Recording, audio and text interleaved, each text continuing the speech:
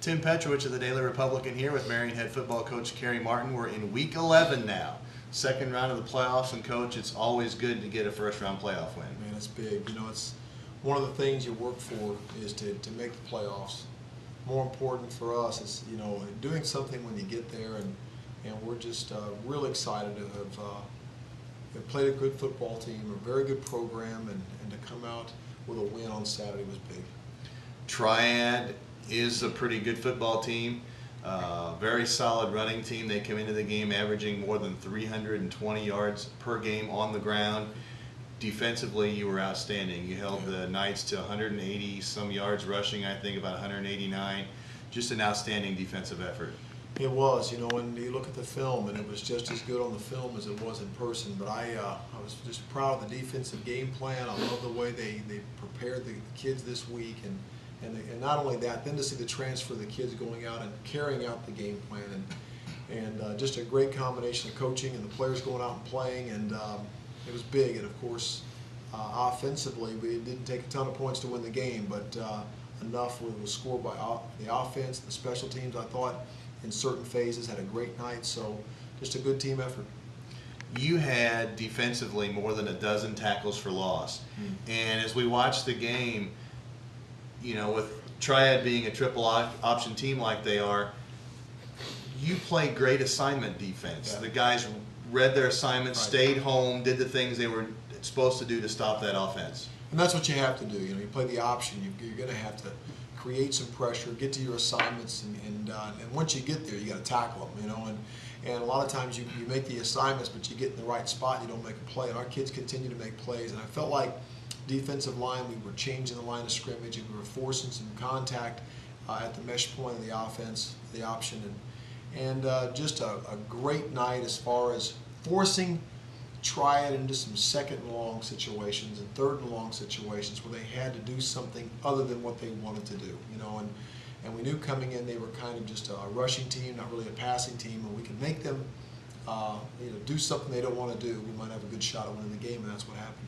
And in the third and fourth quarter, when your offense was really struggling in that stretch, Yeah. before the last touchdown, not only did you make the defensive stops, you forced two fumbles and recovered two fumbles as well. That's exactly right. You know, we had a big turnover deep, and they recovered, and they were inside the 20-yard line. Our defense made a great stand there, and then we finally got that last score to give us that breathing room. But you know, offensively, I thought we did some very good things at times. We were just rather inconsistent, but I'll be honest, sometimes that inconsistency comes with great opponents, and I thought their defensive game plan against us was solid. I thought they were a tough, hard-hitting football team, and we were a block or two here or there away from breaking some big plays. So there are things we think we can clean up and improve on, and hopefully this week we can get the offense rolling again. Shaq is Shaq, 185 yards and 3 touchdowns. Brett, again, with a solid effort, managing the team. Yep. I really think Jay Riley's coming into his own as a He receiver. is. He had a really nice game on Saturday. He did. He had a very solid game and almost made another great catch, which would have been for big yardage that I think the wind got a hold of a little bit on a long throw, and Jay's blocking well. Jay is running great routes. Jay's catching the ball. He's going down to get some tough catches. Brett, once again, Brett surpassed the 1,000-yard passing mark for a season, and just real proud of the effort there by he's been given. And Aaron caught a ball, and Henry and Shaq, and we kind of spread the ball to Ryan Null, to some different receivers. It was good to see us run the spread offense as well as we did, and have the complement of our change of pace offense. Well, this Saturday is a completely different story. The only thing I think that's similar is the fact that you're the host team, and it's a day game. But other than that, you know, Springfield Senators come to town, and they're a different kind of offense. They run. Yeah, I'm sorry. They're very different. We saw the rushing, kind of a rushing attack, the option offense, and now we're going up against one player that can throw for 1,400 and rush for 800 and spread the field and do a lot of different things. And yeah, it's a completely different game plan, but I'm optimistic that I think the thing that we saw on Saturday that was different about our defense wasn't necessarily the offense we played, but it's the way we played the offense. It's how aggressive we played and how sound and focused we played. And I'm confident that with our defense, you know, playing like that in that fashion, I think they give us a chance. Talk about the quarterback, Tyrell Bolden.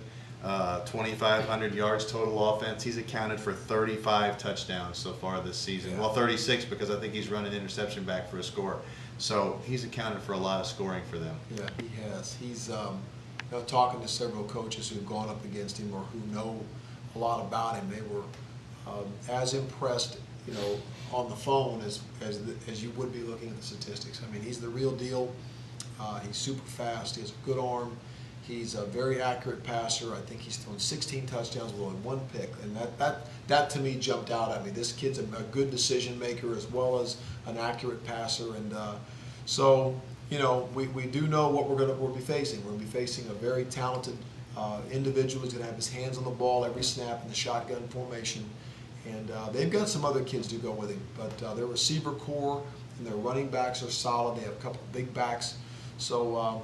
Ought to be a great challenge for us, but when you get into the final 16 in Class 5A, they're all going to be good. It wouldn't matter who you're playing at this stage of the game, much like Rich Woods or Cahokia the previous years or Mattoon or whoever, you can bet we're going to have somebody tough to play, and we indeed do. We got the film yesterday and realized how tough this was going to be. Well, and we talk a lot about Bolden, the quarterback, but he's thrown to 4 different people. He throws to some of his backs out of the backfield, but he's thrown to 4 different people for at least 19 passes. That's right. So he knows how to spread the ball around too. And there's not just one player that he, like you said, he can go to. He's got several weapons. There isn't one guy we can lock down, and really focus on. He spreads the ball around. The other guys are ball players too. We've seen them on the film. And he gets good protection from his offensive line. So they've had a very successful season. They've had a great year. Their coaching staff's done a great job.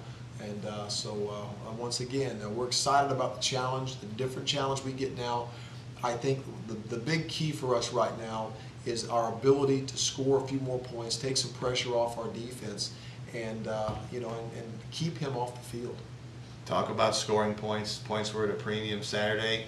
Obviously, every coach thinks there's some things they can do, but do you see some things with their defense that you might be able to take advantage of? Well, every week we go in with a game plan of what are their strengths and what can we do to counter those, and what are their weaknesses and how can we exploit that. And we feel like, of course, every single week we feel like there's something we can do to score points against this given defense. And we've had a lot of success doing that this year. And what I like the most is towards the end of the season, especially, I saw little flashes of it against Althoff. I saw flashes of it against Harrisburg with Brett hitting his first 10 passes. But since about the Carbondale game, the passing game has really begun to grow. And you said Jay Riley stepping up as a receiver, and some of the tight ends, Aaron and Colin, are stepping up. I just feel like our passing game is enough of a threat now. It's starting to take some pressure off Shaquille. And when you get into this stage of the game, we're going to have to throw the ball to score some points or to set up some scores. And I think we're getting a little more confident in our passing game. And so if we need to go to that, I feel like we can do that as well. Last week was a really, really rough week for this program, for all the things that went on. For the team, and we touched a little bit on this Saturday after the game, for the team to come out and respond like it did, as focused as they were in that football game, I think has to make you happy with the way they responded. Yeah, it did. We went through some things internally last week, and we had the loss to Heron on week 9, which was not, didn't sit well with us, and made us reevaluate some things. And then we had some internal stuff, quite a bit of internal stuff take place as a program, and the players could have chosen to take this one way or the other. And I'm real proud. We tried to use it as a motivator, tried to use it to bring the team together, and the kids responded. They were more focused, probably beginning with the Thursday practice, than I've seen them in a long time. We finished on a very high note Thursday at practice, had a great pregame. They seemed focused at team meal. They seemed ready to go. And I just have not been any more proud of a group than the group I saw play Triad last Saturday, because they were challenged and they handled it like young men should handle it. And it was a great life lesson for our staff and for our players, I think. And you feel like, I know it's early in the week, do you feel like that's carried over into the first part of the week this week? Oh yeah, I think we are. All indications are that this team wants to continue rolling, and they're excited about the challenge. They love to play at home. We had an amazing crowd on last Saturday. I hope we can get the same thing again. Big crowd. They were loud. We need that. We need all the help we can get. So any support we can get from the community and from the school we'll take. and we'll try to represent Marion as best we can. One step away from the Final Eight. This is a big game, something that Marion could do for only the third time in quite some time. Yeah, you start to feel it. You start to get that feeling that we're getting close, and it's exciting. You know, it's the reason you do all those things in the off season and put those hours in and go to the clinics. And the kids lift all those weights and do all that other stuff they do, and they make the sacrifices in the summertime, which are pretty heavy. And you feel like you're getting some payback now for it. And I'm just proud of them, proud of the coaching staff. Appreciate the support. Again, we hope that next week we're talking about playing in the Elite Eight. Sounds like a plan. Sounds like it. Marion head football coach Kerry Martin for the Daily Republic, and I'm Tim Petrovich.